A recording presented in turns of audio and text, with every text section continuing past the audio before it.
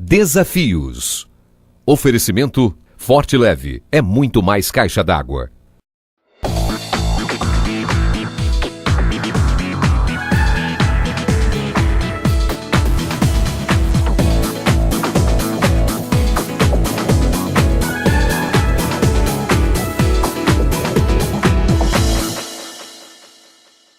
A Bíblia é um livro que nos oferece um relato sobre uma grande catástrofe que teria ocorrido no passado. Ela nos dá detalhes a respeito dessa catástrofe, nos dá datas relacionadas com o desenvolvimento dessa catástrofe. Se quisermos desfrutar paz de espírito, teremos de dar mais atenção à voz de Deus do que à da nossa própria consciência. This is the air I breathe. This is the air I breathe. Your holy presence. Muito obrigado pela sua companhia, é o programa Desafios que está começando. Mais uma vez, muito obrigado pela sua companhia. É uma alegria estarmos juntos todas as semanas. Hoje nosso programa está demais. Nós vamos conversar com um cientista e ele vai falar sobre o dilúvio. Mito ou história? Este evento que ocorreu nos dias de Noé. Eu converso com o professor Adalto Lourenço, físico formado pelas universidades de Bob Jones e Clemson, nos Estados Unidos.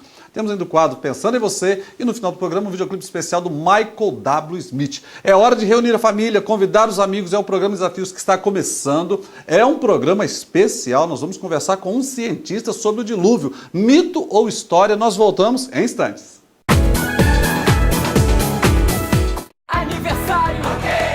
No aniversário do OK, a cada R$50 em compras, você concorre a uma Montana 0 km. Aproveite! Costela bovina quilo, R$ 6,97. Linguiça de pernil Seara quilo, R$ 9,97. Feijão preto ranchinho 1 quilo, R$ 2,78. Sabão em pó Ariel 2 quilos, R$ 10,95. Peito sem osso Niaves quilo, R$ 7,95. Arroz puro grão 5 quilos, R$ 8,87. Aniversário OK, para você fazer a festa. Hoje, nosso programa especial, nós vamos conversar, temos um bate-papo com o físico, o doutor Adalto Lourenço, sobre o dilúvio. Mito ou história? Ele é formado pelas universidades de Bob Jones e Clemson, nos Estados Unidos. E também especializado em física de superfície. Não é isso, professor? Sim, é um prazer estar aqui. Prazer, uma alegria receber no programa Desafios. Muito obrigado. Professor Adalto, o dilúvio. Vamos logo ao tema. Mito ou história? Essa é uma pergunta muito interessante, porque do ponto de vista da ciência atual, existe uma quantidade muito grande de evidências científicas que demonstram que o planeta Terra já experimentou uma grande catástrofe no seu passado. Essa é uma área de estudo da ciência chamada catastrofismo. É uma área nova. Para ter uma ideia como essa área é tão forte, o desaparecimento dos dinossauros, segundo essa área de pesquisa, teria se dado há cerca de uns 60 e poucos milhões de anos atrás, devido à queda de um asteroide ou de um cometa aqui no planeta, o qual teria produzido essa mega catástrofe que teria acabado com todos esses grandes animais. Então, o estudo do catastrofismo é uma ciência que nos dá ferramentas para entendermos o que já teria ocorrido no passado do planeta Terra em termos de catástrofes. Agora, como explicar quando nós temos também outros cientistas que defendem o dilúvio como mito? Quando eu examino um fóssil, eu sei que um fóssil é produzido em situações anormais, em situações catastróficas. Então, o fato de eu ter um fóssil para estudar, eu sei que essa planta ou esse animal morreu numa situação catastrófica, independente do tempo no passado. Então, quando nós trabalhamos essa questão, existem alguns cientistas que olham para o dilúvio como um mito. Eles estão olhando para evidências, estão interpretando essas evidências como se elas não fossem válidas. Outros cientistas olham para as mesmas evidências e dizem, elas são válidas por isso, por isso e por isso. Então, dá uma razão do porquê elas são válidas. Nós acabamos de assistir, chegou no Brasil, o filme Noé. Na opinião do senhor, como físico, que analisou, tem as contas aí, a matemática da coisa, ele retrata de forma original ou não à luz daquilo que está registrado na Bíblia? O produtor dele, Darren Aronofsky, ele fez um trabalho muito interessante de computação gráfica no filme. Só que a história do filme não é uma interpretação correta ao relato bíblico que nós temos. Ele procurou deixar a coisa mais mitológica. Ele poderia ter feito um trabalho diferente, porque ele vem de uma origem judaica, ele tem uma formação na área de cinema. Ou seja, você tem até conhecimento do original, né? Correto. Ele negou 100% ou ele retrata algumas coisas assim, de forma original, conforme está registrado na Bíblia? Ele faz algumas. Se você contar uma mentira completa, ninguém vai acreditar. Então você dá alguns pontos de verdade aqui e ali para dar credibilidade àquilo que está sendo contado. Então existem alguns pontos que são importantes. Por exemplo, o avô de Noé, Matusalém, no filme ele falece no dilúvio. Quando você pega o relato bíblico, nós sabemos que o avô de Noé, Matusalém, faleceu no ano do dilúvio.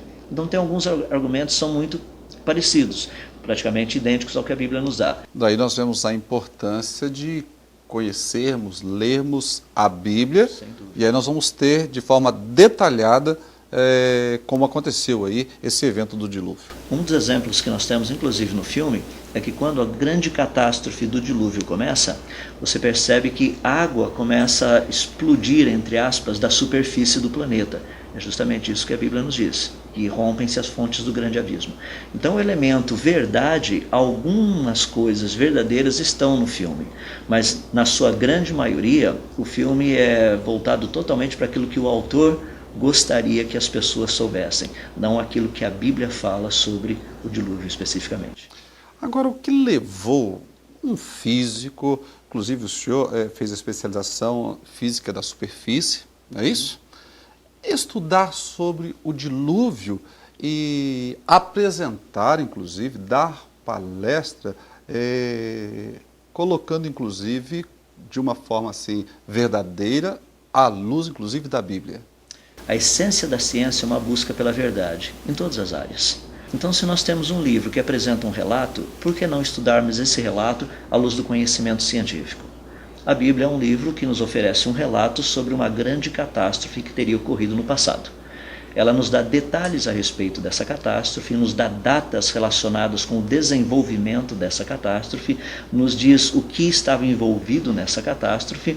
Portanto, nós temos uma quantidade muito grande de detalhes que nos são dados, que nós poderíamos sair e procurar por esses detalhes, ver se nós encontramos realmente esse tipo de resultado, por exemplo, no planeta Terra, nos continentes, nos oceanos, nas montanhas, nos desertos e assim por diante. E o problema maior que eu vejo que muitas pessoas têm dificuldade é que, quando nós falamos da ciência, a impressão que se dá é que a ciência não deve se envolver com assuntos religiosos. Eu concordo até certo ponto. O ponto que eu estou fazendo é, nós temos um relato num livro que é extremamente histórico.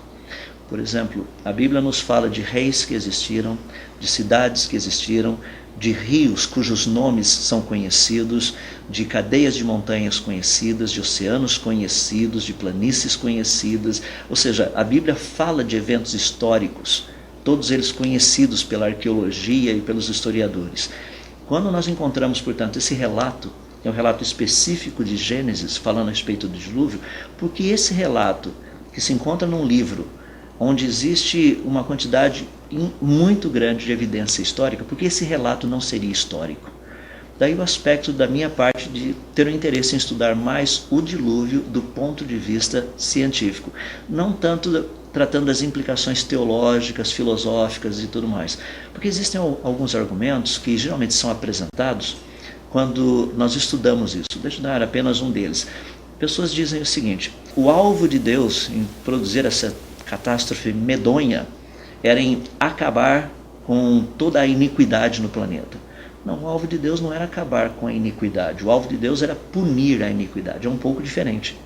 Pessoas chegam e dizem o seguinte: não, mas Noé não tinha tecnologia para construir um barco daquele tamanho. Então nós voltamos para a arqueologia para ver logo depois da datação bíblica do dilúvio algumas civilizações e ver que tipo de tecnologia essas civilizações tinham. Porque depois de uma catástrofe, a tecnologia existente logo após é sempre menor do que a tecnologia que havia antes de uma grande catástrofe. Se a tecnologia que nós encontrarmos logo depois dessa catástrofe era uma tecnologia, ou foi uma tecnologia capaz de produzir esse tipo de coisa, imagina a tecnologia que não haveria antes dessa grande catástrofe. Então, do ponto de vista de ciência, esse foi o meu interesse em começar a estudar todas essas coisas. E todos esses dados nós encontramos na Bíblia. Como eu mencionei, a Bíblia me fala de tecnologia para construir a arca. Os povos mais antigos, as cidades mais antigas, principalmente da civilização raperiana, que está entre o Paquistão e a Índia, são as civilizações literalmente de 4.500 a 5.000 anos atrás. São as primeiras civilizações que, dentro da escala de tempo bíblico, teriam vindo logo após o dilúvio. São essas civilizações, os estudos arqueológicos do conhecimento tecnológico dentro dessas civilizações, que me mostram a validade do relato bíblico da capacidade de um homem construir um barco daquele tamanho, porque a tecnologia já existia. Professor, nós vamos parar um minutinho, porque o assunto é fantástico, profundo. Nós vamos para os comerciais, nós voltamos em instantes. Tudo azul, olho pro céu e tá tudo azul. Toda a casa de norte a sul usa caixa d'água forte e leve. É forte e leve. É durável, é resistente e por isso não troco por nada. Forte e leve, é muito mais caixa d'água. Forte e leve, é muito mais caixa d'água. Forte e leve, é muito mais caixa d'água. Dando continuidade sobre o nosso bate-papo sobre o tema dilúvio, mito ou história. No programa de hoje eu estou conversando com o Dr. Adalto Lourenço, físico, ele que é formado pelas faculdades de Bob Jones e Clemson nos Estados Unidos. Professor, o senhor fala que a Bíblia ela é fascinante, mas nós temos muitas pessoas em casa que não creem que a Bíblia é a palavra de Deus. E aí agora um físico, a palavra de um cientista. Por que eu devo crer que a Bíblia é a palavra de Deus? Existem duas razões muito importantes a respeito disso. A primeira delas é que a Bíblia faz essa afirmação, que ela é a palavra de Deus. Se ela é a palavra de Deus, então eu preciso saber que Deus é esse que está fazendo essa afirmação.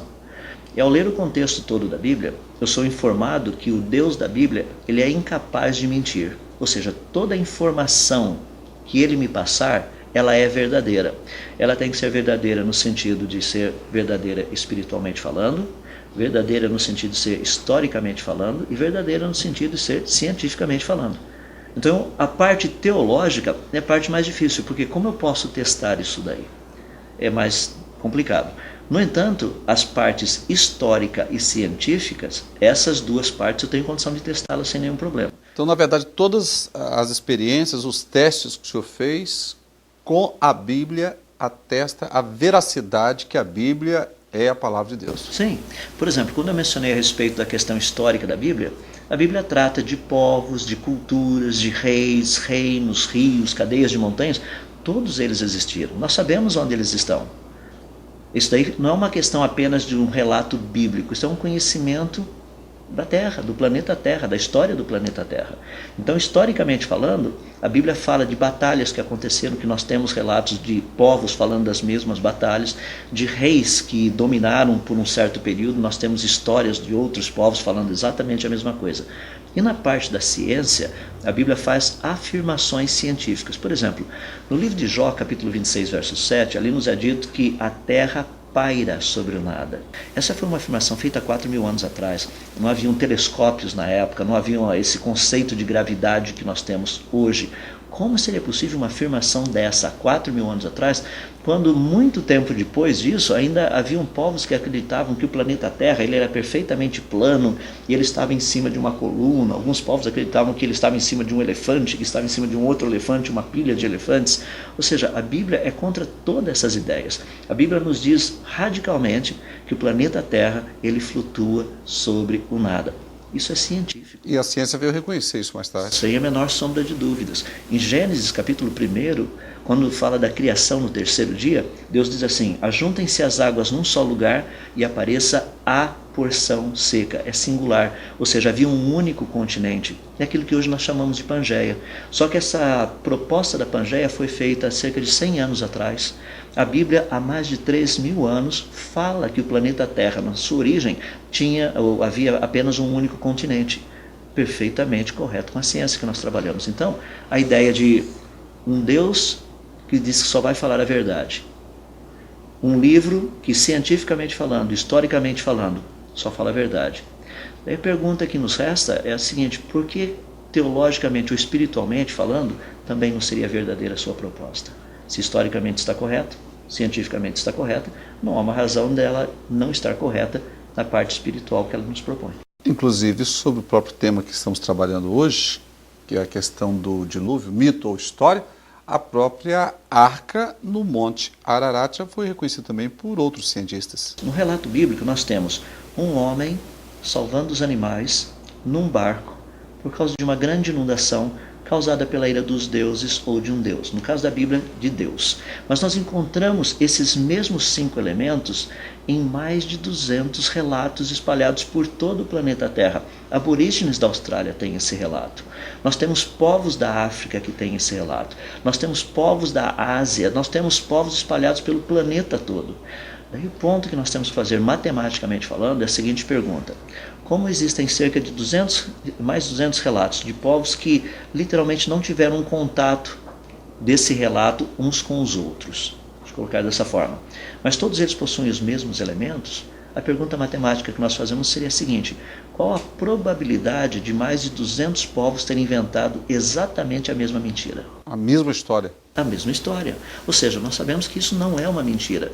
Todos eles mantiveram guardados na memória cultural essas informações de um evento passado, sendo que essa memória cultural passou por pequenas variações à medida que ela foi sendo transmitida, daí é onde nós encontramos as pequenas variações, mas os elementos principais continuam registrados nas narrativas. O doutor Adalto Lourenço, o senhor crê na Bíblia, literalmente, de Gênesis ao Apocalipse? Eu creio. Existem algumas áreas da Bíblia, alguns relatos que são figurativos, usando-se figuras de linguagem. Sim, nós sabemos disso, mas isso nós entendemos no texto. Por exemplo, quando Jesus diz, eu sou a figueira verdadeira, ou eu sou a figueira, é óbvio que ele não está dizendo que ele era uma planta, é uma figura de linguagem. Então eu sei que a Bíblia contém também partes onde ela trabalha com parábolas, ilustrações, esse tipo de coisa. Mas na sua essência, quando ela trata de narrativas, ela está descrevendo para nós eventos históricos. Qual a importância do nosso telespectador, você que está em casa agora nos assistindo, se atentar, voltar-se para a palavra de Deus, porque a Bíblia diz que Jesus vai voltar. E assim como a Bíblia retrata como o senhor como um cientista, apresenta o evento dilúvio, como veracidade está escrito na Bíblia, também está escrito que Jesus vai voltar. A importância dele se entregar, se voltar para Deus, está sensível à vontade de Deus. Quando eu olho as evidências envolvidas no dilúvio, não há nenhuma razão do porquê aquela narrativa bíblica não tenha sido a descrição literal de um evento passado.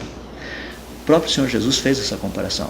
Ele diz, como foi nos dias de Noé, assim será nos dias da vinda do Filho do Homem.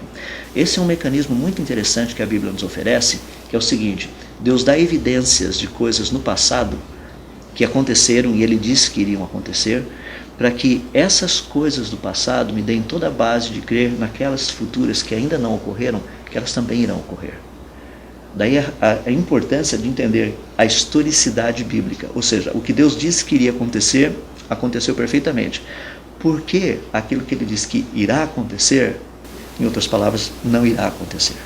É claro que irá acontecer.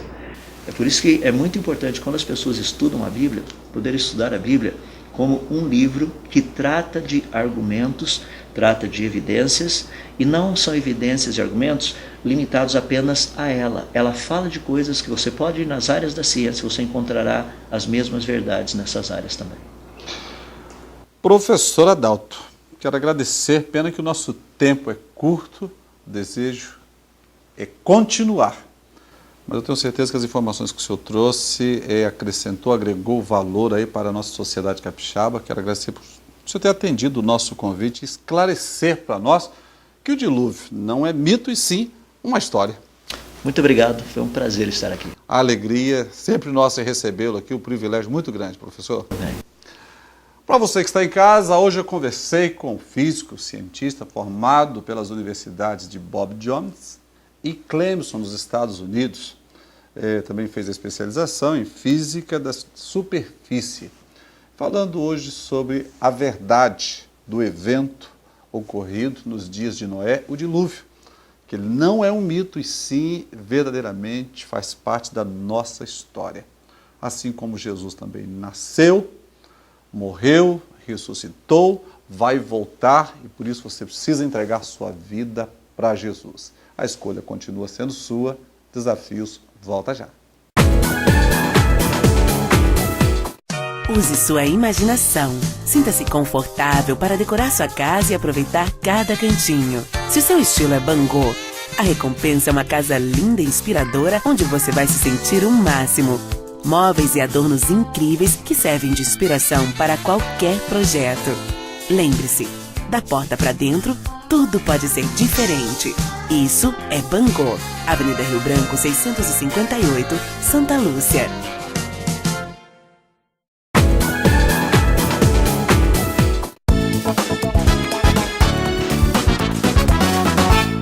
Em 1 João 1,7, a Bíblia afirma que o sangue de Jesus Cristo nos purifica de todo o pecado. Mas algumas pessoas têm dificuldade em acreditar nisso. Acham que suas faltas são graves demais para serem perdoadas. Então, elas continuam a se sentir culpadas, mesmo depois de terem confessado e abandonado o seu pecado. Em 1 João 3,20, lemos que, se o nosso coração nos condena, Deus é maior do que o nosso coração e conhece todas as coisas. Se quisermos desfrutar paz de espírito, teremos de dar mais atenção à voz de Deus do que à da nossa própria consciência. Certa vez, eu estava conversando com um rapaz que não conseguia tomar posse do perdão divino. Na opinião dele, os pecados que havia cometido eram muito graves e Deus não poderia simplesmente apagá-los. Ele já havia se arrependido, feito confissão e abandonado seus erros. Mesmo assim, sua consciência o condenava. Eu lhe perguntei, seu coração lhe diz que você ainda é culpado, certo? E ele respondeu, sim, é isso mesmo, e este sentimento de culpa está acabando comigo. Convidei-o a ler algumas passagens da Bíblia que falavam sobre arrependimento e perdão. Depois de havermos lido esses textos, tornei a falar-lhe. A Bíblia diz que se nos arrependermos e confessarmos os nossos pecados, o sangue de Jesus nos lava e purifica. Entretanto, seu coração lhe diz que seus erros foram sérios demais para serem perdoados. Em resumo, há uma contradição entre aquilo que Deus fala e aquilo que seu coração diz, não é mesmo? Exatamente, ele respondeu. Então eu perguntei, e em qual dos dois você vai acreditar? O moço ficou me olhando de boca aberta, como se não estivesse preparado para uma conclusão tão óbvia. Então eu lhe expliquei. Meu amigo, nossa consciência é uma ferramenta maravilhosa, mas ela não é perfeita.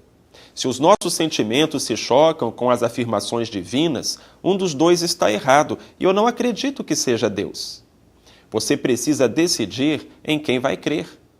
Às vezes, o nosso coração pode continuar a nos condenar por uma falta que já foi perdoada, mas Deus é maior do que o nosso coração. A graça divina é um conceito que poucos conseguem entender. A ideia de que os nossos pecados precisam ser purgados por algum tipo de penitência faz com que muitos deixem de se apossar do maravilhoso perdão de Cristo. Precisamos decidir acreditar na palavra do Senhor. Só assim deixaremos nossas culpas para trás. É uma pena, estamos encerrando mais um programa Desafios. Você fica agora com um videoclipe especial do Michael W. Smith. Muito obrigado pela sua companhia. Tenha uma excelente semana. Até o próximo programa, se Deus quiser. Mas você pode continuar conosco através da nossa página eletrônica no Facebook. This is the air I breathe. This is the air I breathe. Your holy presence.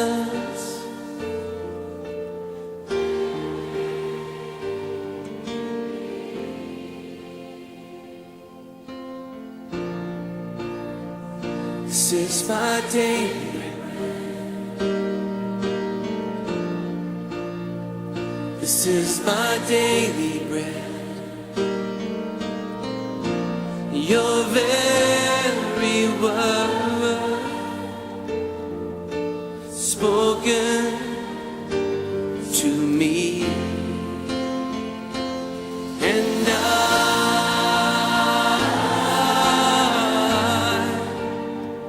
I'm desperate for you.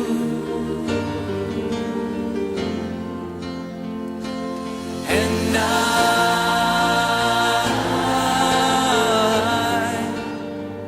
I'm lost without you.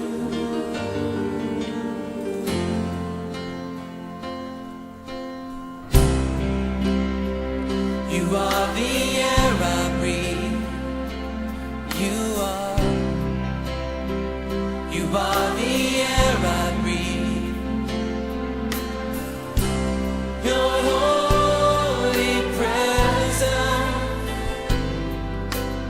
living in me. You are my daily bread. You are my daily bread. Your very word spoken to me, and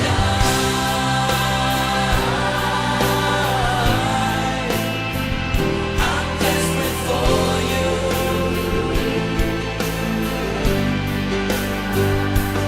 And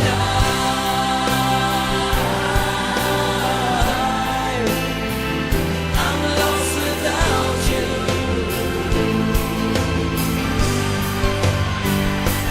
And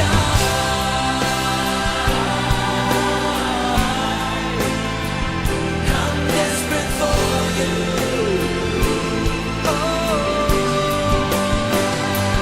and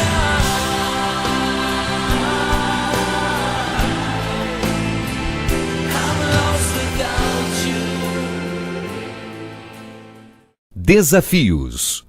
Oferecimento Forte Leve é muito mais caixa d'água.